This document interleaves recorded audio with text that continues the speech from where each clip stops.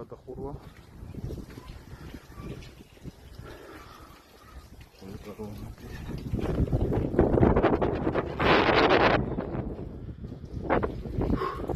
ძალიან ლამაზი გამოვიდა. ამას დავხურავთ მთლიანად. აფშივა გაკეთდება. აი აქ გვერდებზე დგება მთლიან შუშა, ნაწერთობი შუშა. მთლიანად აი ეს პარაპეტზე მთლიანად გროხზე იქნება შუშა. მოაჯერი და სლაიდის ტიპის პანჭრები.